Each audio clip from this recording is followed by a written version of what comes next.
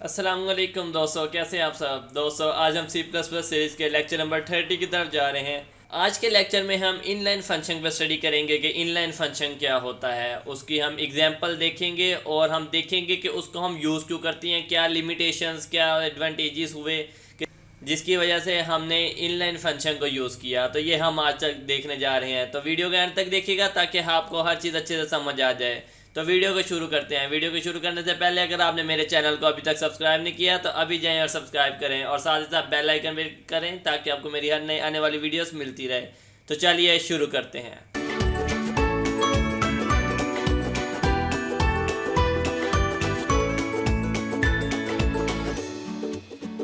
अच्छा तो दोस्तों लेक्चर स्टार्ट करते हैं। सबसे पहले हम कोर्स कंटेंट देख ले जा रहे हैं। आज हम इनलाइन फंक्शन के बारे में स्टडी करने जा रहे हैं कि इनलाइन फंक्शन होता क्या है। उससे पहले हम थोड़ा सा इसके बेनिफिट्स वगैरह को देखेंगे, क्योंकि हमने वैसे देख तो लिए थे पहले, लेकिन हमें उसका थोड़ा सा पता होना चाहिए कि हम इनलाइन फंक्शन को क्यों यूज़ कर रहे हैं, क्या लिमिटेशंस हुई, क्या उसके जो है बेनिफिट्स थे जिसकी वजह से हमने इनलाइन फंक्शन यूज़ किया। तो सबसे पहले जो है हम देख लेते हैं कि फंक्शन हमारी मेमोरी को सेव करता है, क्योंकि हमने फंक्शन को एक से ज़्यादा दफ़ा यूज़ करना होता है।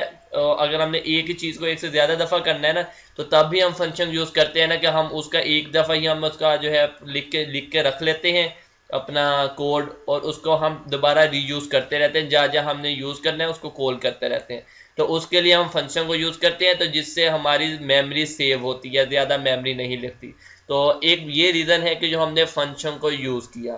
ठीक है, फंक्शन इज़ टाइम कंज्यूमिंग, लेकिन इसकी एक लिमिटेशन है फंक्शन की कि फंक्शन टाइम कंज्यूमिंग है, क्योंकि जब भी हम कोई फंक्शन लिखते हैं तो जब भी उसको हम कॉल किया जाता है सबसे पहले वो फंक्शन पे जाता है, उसको जो है फिर सेव करता है रजिस्टर्स में, फिर आर्गुमेंट्स में वैल्यू स्टोर करवानी। तो इस तरह पूरा एक प्रोसेस होता है जिसकी वजह से वो थोड़ा सा टाइम कंज्यूमिंग हो जाता है, तो हमारा टाइम ज़्यादा लगता है। अब हमने ये देखना है कि अब हम अगर हमारा टाइम ज़्यादा लगता है और हमारा प्रोग्राम छोटा सा है जो हमने फंक्शन बनाना है, तो फिर हम फंक्शन क्यों बनाएं। क्योंकि अगर हमने एक लाइन ही प्रिंट करवानी है या छोटा सा कोड है जो हमने प्रिंट करवाना है, तो उसके लिए अब हम ये फंक्शन के लिए तो, लेकिन ये तो टाइम कंज्यूमिंग है, तो इस वजह से हम उसको यूज़ क्यों करें। उसके लिए फिर हम इनलाइन फंक्शन यूज़ करते हैं। अगर हमारा फंक्शन छोटा है तो फिर तो हमें ज़रूरत ही नहीं है कि हम अपने फंक्शन को बनाएं, क्योंकि इसने टाइम एक्स्ट्रा लेना है। लेकिन अगर हमारा फंक्शन बड़ा है और उसको हमने कई दफ़ा यूज़ करना है, फिर तो बल्कि हमें यूज़ करना चाहिए, वो हमारे लिए बेनिफिशियल है। लेकिन अगर हमने छोटा सा फंक्शन बनाना है, फिर तो ये है ही हमारे लिए टाइम कंज्यूमिंग, हम उसको यूज़ ही ना करें। तो उसके लिए, उस प्रॉब्लम को हल करने के लिए उन्होंने इनलाइन फंक्शन बनाया। तो अब हम देख लेते हैं कि इनलाइन फंक्शन क्या होता है। जो हमारे इश्यूज आ रहे थे को टाइम पे के टाइम ज़्यादा लगता है, तो उसको रिजोल्व करने के लिए उन्होंने इनलाइन फंक्शन को यूज़ किया। अब हम देख लेते हैं कि इनलाइन फंक्शन में उन्होंने किया क्या। जब भी हम अपने फंक्शन को कॉल करेंगे जो छोटा फंक्शन होगा, तो ये खुद ही हमारे पर जो है, जब भी हम अपने इनलाइन फंक्शन करेंगे तो उसको खुद ही पता लग जाता है, वो खुद ही हमारे फंक्शन को ना कन्वर्ट करके वो एक सिंपल लाइन के अंदर कोड, जिस जगह पे भी हम फंक्शन को कॉल करेंगे वो सीधा डायरेक्ट फंक्शन के अंदर नहीं जाएगा, वो जितनी भी फंक्शन की लाइन है उसको ला के एक ही लाइन के अंदर लिख देगा, जिससे हमारा उसके अंदर फंक्शन के अंदर जाना, उसके बाद उस सारे डिफरेंट लाइंस को रीड करना, एक तो हमारी स्पेस ज़्यादा हो जाएगी, उसके बाद जो है हमारा टाइम ज़्यादा कंज्यूमिंग है। तो इससे बचने के लिए हमने इनलाइन फंक्शन यूज़ किया, जिसने हमारे कोड को ही, जब हमने कोड को कॉल किया तो वहां पे ले आए और वहां पे एक ही लाइन में सारा हमारा फंक्शन लिख दिया। तो ये था इनलाइन फंक्शन, जिसमें हमारा कंपाइलर जो है हमारे सारे कोड को ना, जो फंक्शन का कोड होता है उसको एक लाइन में वहां लिख देता है जहां हम फंक्शन को कॉल करते हैं। ठीक हो गया। आगे हम देख लेते हैं कि इनलाइन फंक्शन जो है ना, ये एक रिक्वेस्ट है कि हम कंपाइलर को रिक्वेस्ट करते हैं कि वो हमारे कोड को ला के एक लाइन के अंदर लिख दे। ज़रूरी नहीं है कि वो हमारी रिक्वेस्ट जो है वो मतलब अप्रूव्ड हो, ज़्यादातर अक्सर वो नहीं भी होती, हमारे फंक्शन को इनलाइन फंक्शन नहीं भी किया जाता, लेकिन हो भी जाती है। अब हम देख लेते हैं कि वो कब होती है और कब वो नहीं होती। क्योंकि एक्चुअली होता ऐसे है कि कुछ कोड्स अगर वो हम इनलाइन एक्चुअली एक कीवर्ड है जो हम अपने फंक्शन के साथ यूज़ कर देते हैं, जो हमारे फंक्शन को बता देता है कि इनलाइन फंक्शन है। तो अगर हम वो कीवर्ड यूज कर भी लें, फिर भी अगर हम उसके अंदर कोड अपना लेंथी लिख देते हैं तो वो इनलाइन नहीं करेगा। अगर वो शॉर्ट कोड ही होगा, क्योंकि इनलाइन तो यूज ही उसके लिए होता है कि अगर हमने फंक्शन छोटा बनाना है तो उसके लिए।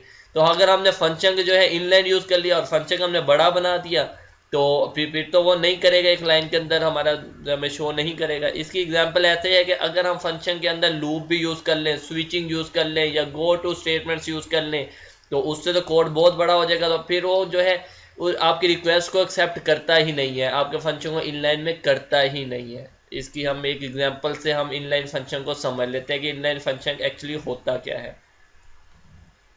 तो सबसे पहले मैंने एक हेडर फाइल इंक्लूड करवाई iostream.h, ठीक है। उसके बाद मैंने एक फन नाम का एक फंक्शन बनाया जिसके स्टार्टिंग में मैंने देखे इनलाइन एक कीवर्ड है जो फंक्शन को इनलाइन फंक्शन बना देता है, तो वो मैंने एक फंक्शन डिक्लेयर करवा दिया। ये मैंने डिक्लेरेशन के अंदर ही मैंने इनलाइन यूज कर लिया। अब मैं फंक्शन को डिफाइन कर रहा हूँ, ठीक है। तो डिफाइन के अंदर मैंने यू आर इन फन, ये मैंने एक लाइन प्रिंट करवा दी अपने फंक्शन के अंदर। तो ये मेरा जो है मैंने एक फंक्शन बना लिया। अब मैं मेन बॉडी के अंदर चले जाऊंगा। मेन बॉडी के अंदर मैंने लिख दिया, एक तो मैंने लाइन प्रिंट करवा दी यू आर इन मेन, ये line as it is print हो जाएगी। उसके बाद निचली लाइन पे चलेगा जाएगा, जो मैंने एंड लाइन लिखा है वो निचली लाइन पे ले जाएगा। जब निचली लाइन पे लेके जाएगा तो फिर वो कह रहा है कि फन जो एक फंक्शन है उसके अंदर चले जाओ। तो जब वो उसके अंदर जाएगा तो यू आर इन फन, तो उसके अंदर ये जाएगा नहीं बल्कि उसके सारे कोड को उठा के यहाँ ले आएगा, ताकि हमारा वो टाइम ना लगे कि हम वो उस फंक्शन के अंदर जाए फिर उसको एग्जीक्यूट करें, बल्कि उसके कोड को उसने ला के एक लाइन में लिख दिया, ठीक है। तो उसने प्रिंट करवा दिया यू आर इन फन इस जगह पे, ठीक है। तो यही हमारा फंक्शन था कि वो हमारे उस फंक्शन के अंदर नहीं जाता बल्कि वो एज इट इज ऐसे ही प्रिंट करवाता है। यही अगर हम जो फन नाम का फंक्शन है उसके अंदर अगर मैंने जो है पूरा लूप लिख दिया हो या काफी बड़ा प्रोग्राम लिख दिया तो फिर उसको फन नाम के फंक्शन के अंदर जाना पड़ेगा, ना कि वो हमारी स्टेटमेंट्स को वहां से उठा के यहाँ ले आएगा, बल्कि उसके अंदर जाएगा, क्योंकि फिर इनलाइन नहीं हो सकता। जैसे मैंने आपको पहले बताया कि एक रिक्वेस्ट है तो वो रिक्वेस्ट को एक्सेप्ट ही नहीं करेगा अगर हमने कोड बड़ा लिख दिया। तो ये था इनलाइन फंक्शन। उम्मीद है कि आपको समझ आ गई होगी। अगर नहीं समझ आई तो आप मेरे से कमेंट सेक्शन में पूछ सकते हैं, और अगर समझ आई है तो वीडियो को लाइक जरूर कीजिएगा और साथ ही साथ मेरे चैनल को सब्सक्राइब भी कर दें ताकि आपको हर नई आने वाली वीडियोस मिलती रहे। तो इंशाल्लाह नेक्स्ट लेक्चर में मिलेंगे, तब तक के लिए अल्लाह हाफिज़।